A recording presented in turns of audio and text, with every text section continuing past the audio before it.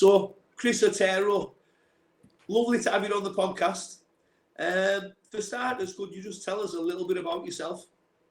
Yes, so I'm Christopher Otero. I'm from New Mexico in the United States, and I've been doing strongman for about 6 years now.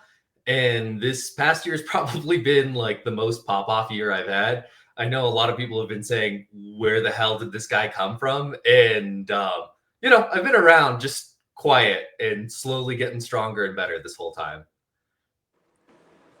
So, can you tell us maybe what have you done competition-wise this last year? You're saying you've had a great year. What have you done this year? So I started the year off doing the Olympic City Pro-Am up in Colorado, and that was where I went pro out in Strongman Core. So I won that show, was not expecting it at all. Like I was just there to kind of like goof around and just see, well, where do I place compared to like some of these top level guys? Because there were some guys who had like won like nationals and things like that, like go into the show. So I was like, these guys are good. So we'll see how things go. And then after the Olympic City Pro-Am, like, oh my gosh, like life just like completely changed and like a switch was flipped. Like I realized, oh, okay, well, maybe I got a shot at like doing some of this like pro level stuff and like really like putting in an effort. And even before that, going to Olympic City Pro-Am, like earlier in the year, I was like, all right, let's just go to OSG to just kind of like get an idea of where I'm at in the world, because I hadn't had a chance to like go against some of the European guys. So I was like, let's see what happens, like, and just put our all into it. But after the Olympic City Pro-Am happened, I got the ability to go to do America's Strongest Man, and I think I did really well. There was just one mishap on one of the events that took me from, at the time, second place down to like 10th. So I had to go ahead. Absolute heartbreaker. Oh, absolutely. It was my fault though. It was a truck pull, and I shouldn't have worn gloves. I was just kind of like I don't really feel like ripping up my hands. And if I'd not like been a baby about it, probably would have done better on it instead of my hands slipping the whole time. And what was funny about the whole like not like wearing gloves thing is like the day after, like I had like the biggest rope burn on my arm because I ended up doing the wraparound technique to like get the truck moving and pulling. But so I did America's Strongest Man. I ended up 10th overall, which, not bad considering. Granted, there was 13 competitors, but I still had a strong showing. Just a couple of week events, and then, did my qualifications to get into OSG later on in the year. Did the Southwest Regional, won that show, did pretty solid, had a pretty good showing there, and then OSG came, and my performance was very polarizing. I was really good at the stuff I was really good at, and I was really bad at the stuff I was really bad at. So, I just need to keep on hammering away at those weaknesses and like try to make up points where possible. But aside from that, it's been a really great year, and it's really good to know that like, all the strength training has been paying off, and like just that work and dedication. That's brilliant. So you must be feeling good coming into February for your trip to Cumbria. Oh, I cannot tell you how ecstatic I am. Like I've tried to max out back in on my deadlift back in March of this previous year, and one of the judges was like, he looked at me and he was like, don't keep going. Like you already got the win. Just stop. You're good. But I was like, I really want to see where it is. What are you expecting? Where do you think you're going to fall come February? What are you expecting to pull? I don't know, and that's like the truth of it. Like I like not trying to be coy or anything like that. I haven't had the chance to max out in forever. Like even at OSG on the axle bar pool, like I feel like I could have easily pulled over 1,000 that day, just with how good I was feeling and how like the suit was helping out so much, and just how smooth all of those like reps were going. Like that 750 or 340. Sorry, I forgot to pull up my conversion sheet, but yeah, I might just go in pounds for the rest of this just to keep the conversation flowing. But yeah, that pool felt like nothing, absolutely nothing, and it felt like I had like insanely more in the tank, both weight and reps wise. So, in an ideal world, if all the stars aligned and everything was perfect, what would you like to pull? north of 1,000. I think that's the dream, or north of probably around like 470 kilos, because that's kind of what the guys at the deadlift championships were pulling. So I kind of want to like come out there and be like, hey, you're not the only ones. Just to honestly, yeah. Well, mate, I tell you what, best of luck with that, because I want to see that happen. I absolutely want to see that happen. So I hope good luck with that, mate. So starting out, what was your childhood like? Did you have an active childhood? Yeah, so I don't know how common this is with like other families, but one of the things that like my family did all the time was that I was always in sports. There was never a time that I wasn't in like some kind of sport or doing something athletic. Like it was either basketball season or it was soccer season, or I'll use the appropriate terms, football, or it was track or something along those lines. Every season there was always something to do, or my parents had me like running with them like in the like just around the neighborhood and things like that. So it was always being active. And the thing was is that no sport really quite grabbed me until I played European football. And that was because I played it wrong. I didn't really dribble the ball or try to move around people. I just used the ball to knock the other kids over. So I just drove straight through them. And that was the moment that like my parents were like, okay, he needs to play American football. And that's where like I really fell in love with like training, exercise, and everything else. Like there was something that was so addictive about that kinetic energy of just clashing with another man, or like getting ready for that, like those just short plays where you have those bursts of energy going through all the movements. It's a brilliant sport for building freak athletes, isn't it? It's an awesome sport for that. I think the reason why it builds freak athletes is just the sport itself is so much fun that you just want to do the best that you possibly can. So it just pushes you in all aspects of life in every regard. So that was kind of where I had like started off. And then I ended up getting hurt my freshman year of high school and having to do like rehab, knee surgery kind of type stuff. Blew out pretty much my whole knee. It was ACL, MCL, PCL, and cardial meniscus. And after that, like I just decided to start like going to like military school and doing what I could like training wise after that, and recovering and doing what I could over there. And I ended up becoming a state champion in discus at the military school, which was like really great to have that individual sport and to just have that passion for like really like hammering down your technique. And with American football, earlier on, before I had like gone into high school, that's kind of where I got my introduction to the gym, where I think a lot of people do too, where you get that like feeling of like progressing and things like that. But it was interesting because I was always a little bit on the stronger side for most of the kids. So like it was interesting to get the coaches be like, no, stop throwing that much weight on there. Like you're just messing around. And I'm like, no, I'm not. I want to, you want to progress in the best way possible. So it was interesting going through that. And after going through like high school and college, I had finally like I took a little bit of a break going through university, just because school was hard. It's really hard to get a degree from a university. So I took my like a little bit of time off the gym, still kind of doing some training here or there, just like riding my bike to get to and from school, but nothing too intense aside from just, well, I guess that's a whole other aspect of the physicality too.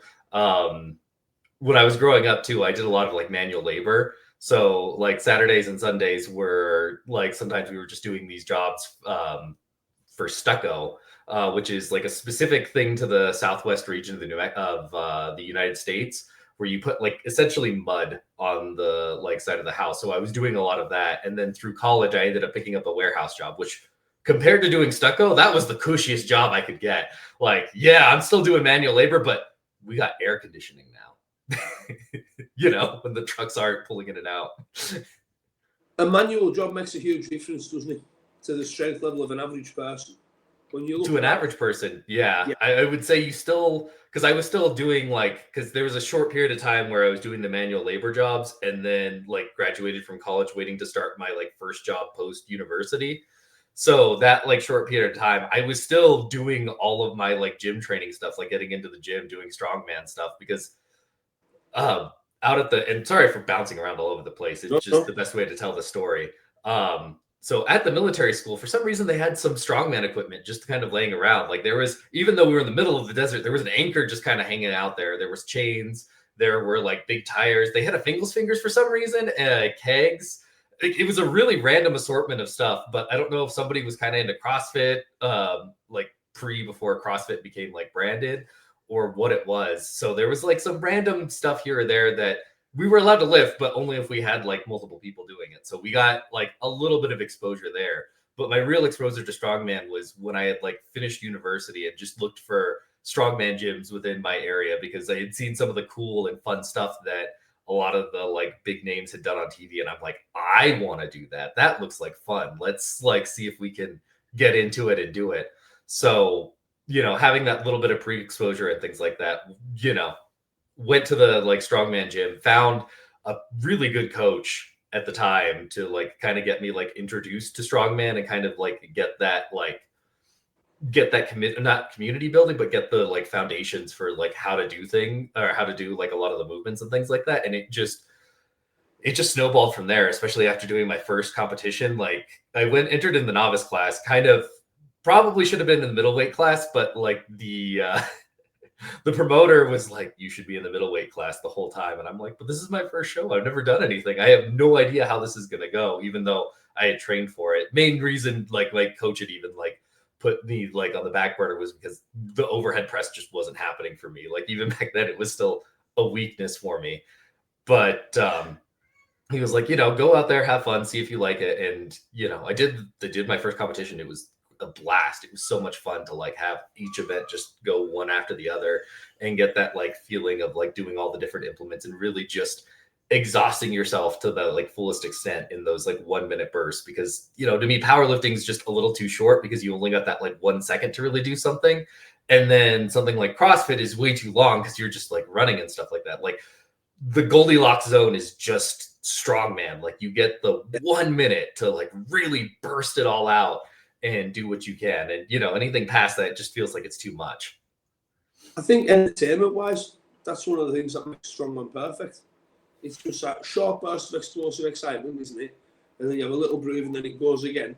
And I think it's good because you don't have to sit concentrating on it for ages. And I think that's one of the things that makes it so fun. You know, like there's exciting stuff happening all the time. It's like a minute of excitement, a minute of excitement, a minute of excitement, isn't it? Mm-hmm.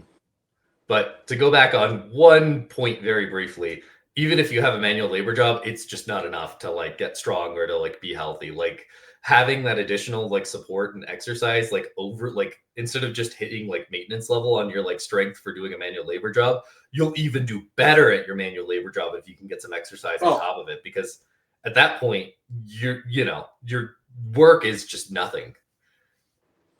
Well, 100%. I couldn't agree more. So I know we've briefly touched on this, but if we go back a little bit, career highlights.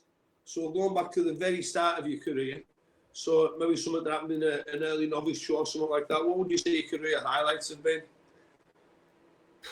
Probably so really early on, I went to nationals for Strongman Core, and I did a 375 Husafel stone for 300 feet. So that was really good, especially being so like novice into like everything. So being able to really like burst out like that. And then I did nationals again in 2023, and pulling the 904 trap bar was probably the other like big highlight there, like just solid performances and things like that. And then I think OSG is the last and most recent highlight of just being able to pull so many reps on that 750. Like even in training, I had done it for 6, like leaving a few more in the tank, but like on the actual competition day, just the amount of like strength that I felt and the amount of like that I felt left over was just amazing. And then honestly, like the rest of the stuff would just be getting into events that I liked and things that were fun. Like for the Olympic City Pro-Am, my favorite event from that one was probably the farmers carry, which was very similar. I think it was a 300 pound carry down and back. And just the amount of like exhaustion that came from that, because we were just going, I think almost immediately, we had done a yoke before it. So we got yoke almost immediately into farmers within like 10 minutes. And just that feeling of going from, okay, we're already kind of tired to like, we're really tired and this is everything that you have in the tank, just go for it. And that absolute like burst of energy and just depleting the tank, there's no better feeling or elation. So I can't say I'm necessarily like really proud of it, but it's like yeah, that was solid. And then I guess for me, I was able to hit a 310 log at America's Strongest Man.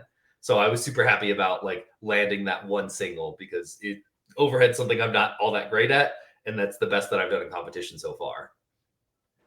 That's great. So how does a week's training look at the minute? Obviously, you've got a competition in. It's about 5 weeks, isn't it now? So Yeah. how does a week's training look? I've got really good people around me that are helping me and supporting me in this. So we're making it work. But dang, I didn't realize how little time that I had coming off of OSG into the show. I was like, oh, I guess we're doing this and we're just gonna go at it and we're gonna give it our best. So training was a little bit slow at the beginning, coming off of OSG to just get a little bit of time for recovery. But now, oh, we're getting into it, and it's like I wish I had recorded my training session yesterday just to like be able to post some stuff on social media because it was such a good day. It was just a good day of an expression of like strength and things like that. I had a really heavy yoke carry that I didn't expect the yoke to feel as light as it did, but hey, it was still heavy, but felt solid.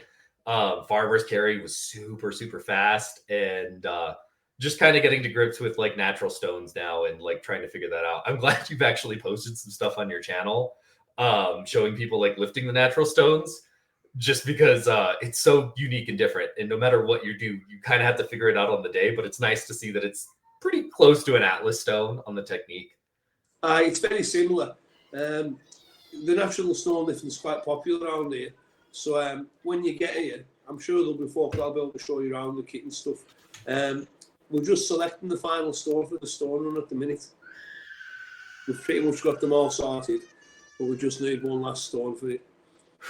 Yeah, because I think I saw on the weight matrix that was posted, it was like a 400-pound stone was going to be the top end, and I've been thinking about it, and I'm like, are we really going to load something that's the same size as the Husafell stone onto like a 50-inch platform? I think the platform's a bit lower for the stone loading.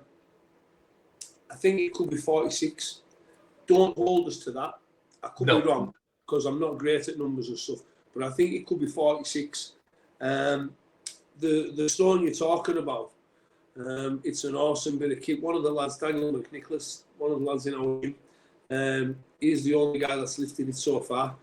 And it was one of the greatest feats of strength I've ever seen in my life, to be honest. So I can't wait to see how you lads get on with them.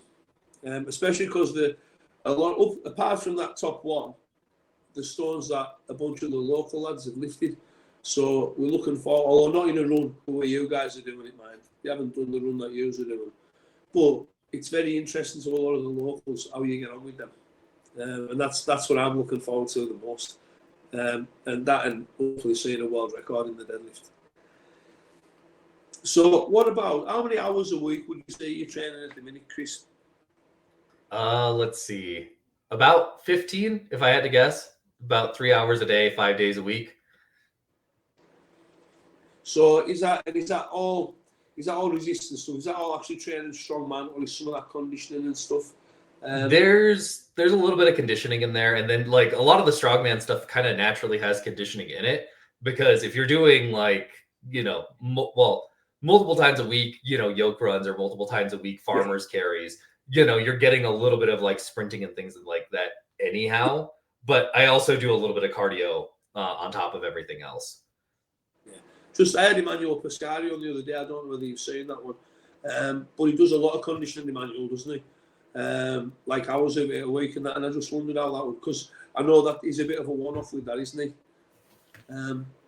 I wouldn't say he's too terribly one-off. Like again, I just assume everyone's doing something similar to what I'm doing, at the top end, because eventually you hit a point where I'm assuming that everyone has the same desire, drive, passion kind of type things. Like if I had more time, I'd probably do some more cardio kind of type stuff. But I've got a lot of ground to make up, especially in my overhead pressing, that I'm trying to put everything that I possibly can into my training to like get out of it and to hammer away those weaknesses. So once I can get there, maybe I have the luxury of kind of taking it a little bit easier on some of that stuff. But for now, it's full steam ahead because I'm behind. And what about recovery stuff? Ice baths, massage, that sort of thing. I really don't do much of that. For the most part, most of my training, like there's enough warm-up time to actually kind of get warmed up into like the exercises. So it kind of like almost doing the top ends, like working up to the top end stuff kind of stretches me out and gets me recovered, or not recovered, but gets me into it. And then, for actual like out of the thing, like maybe like a nice bath every like once a month or something like that, but nothing, no ice baths, nothing too drastic or dramatic. Just have my like 2 days off that I, either enjoy with friends or family. So, mentioning friends and family, in your social time, what do you like to do in your downtime? So there's a few things. My wife and I will sometimes like play video games together, kind of type stuff, or I'll like go off and like paint some Warhammer on my own and enjoy like building and painting those kits. So that's a lot of fun and relaxing and really gets the creative brain going. And on top of that, like with my friends, we'll usually like sit down and like play either board games or do like a Dungeons and Dragons kind of type thing on Friday nights. So we're always consistently meeting, and that gets another like mechanical like rules kind of like type like brain section working. So always training, always pushing in some kind of way, whether it be physically or mentally, because it's just life's too short to not see what's out there. Whether in the gym or at the Warhammer table. Or at the Warhammer table, yep. I was an original Warhammer nerd, so fair play, mate. Figured I'd love I'd love to see pictures when I come over. I haven't got any. It was like 30 years ago. Okay. Yeah, like an original Warhammer nerd. I haven't got any of it now. Unfortunately, I might. If I ever get time, I could actually happily paint a few Warhammer things myself in my spare time. It's very relaxing, isn't it? Oh, it's great. Like I said, there's something that's so satisfying about, especially once you get to like the higher levels of painting, like you start understand. Like again, the world is so like your time on this earth is so short that it's like hard not to enjoy it. Like you start seeing like the different colors and things and how light affects the way things like shine. Like I can see like in the sword behind you that there's like a white light coming right behind in the middle, and that's just because of where you have like the light source from. But everything else looks a little bit more like grayish as you get toward like away from that like center midpoint where you have the light going. Like it just opens up your mind to like what exists in the world and what's there, and it just gives you a deeper appreciation. That's really cool, yes. I've lost track of that. I wasn't planning on talking about Warhammer, and it's not. So right now, what is sort of your motivation in the sport? Where do you want to go with it? What do you want to achieve? I mean, ideally, I'd like to get an invitation to the World Deadlift Championships, because I think I can do some pretty big pulls, and it'd be nice to be like in one of those like big stadiums. But aside from that, like the real honest truth of it is I just want to do my best. I feel like it's a shame if I don't push myself to the absolute like limits of what's possible and see what like is out there, because life's too short. But it would, again, this is more of like it would be nice. It would be nice if my performance was good enough to like give me one of the, like some of these big 105 wins. Like I'd love to like get like a big 105 win title for a lot of these like bigger pro shows that have like a huge congregation of people. But if I'm not good enough, or if somebody else is just significantly better than me and I still did my best, I'll be happy.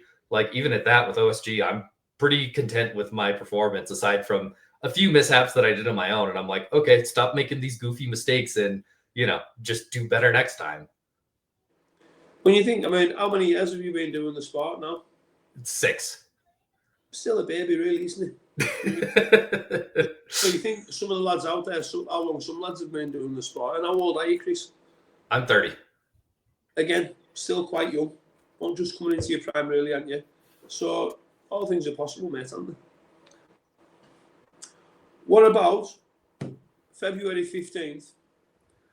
What can the locals expect to see from you performance-wise? Honestly, they're going to see an amazing show. Like, I can't imagine anything really going all that wrong. Every single event, except for the log, I'll be honest, the log's going to be my little bit of a weakness there. But aside from that, I'm pretty good at everything. Brilliant, brilliant. Well, you know, that's pretty much everything there down. Thank you very much for coming on. It's been really interesting, mate. Especially the little diversion with Warhammer. Yeah, like I said, life's too short. You gotta see what you can in the time that you got, and all I'm saying is thank you for having me on. I love chatting about strongman and physical activities and things like that. And I didn't really expect to get a chance to like talk about like other hobbies outside of it, but it's been a joy. Well, do you know, mate, I've really enjoyed having you on. And I said the same thing to Emmanuel the other day. If you'd like to come back on maybe for a little short one, maybe a couple of weeks before the show, and let us know how training's been going, and then maybe as we go on, sometime in the next few months, come on for maybe a more in-depth chat about a few things. Yeah, that sounds great, Dave. It's been great. Oh, brilliant. Well, I'm pleased you've enjoyed it. I've loved having you on. So, everybody out there, you can obviously come and see Chris and Emmanuel and about 18 of you, the absolute best strongmen in the world at the Cumbrian Invitational. It's probably saying that back to front on my t-shirt because of the reverse camera. I got it right. Yeah, that's it. There we go. Just right there. So, February 15th at CRL in Working, you will see 20 of the world's absolute best 105 strongmen. Chris is one of them, and we'll look forward to seeing him there. So thanks very much for coming on, Chris, and I'll speak to you soon. All right, bye.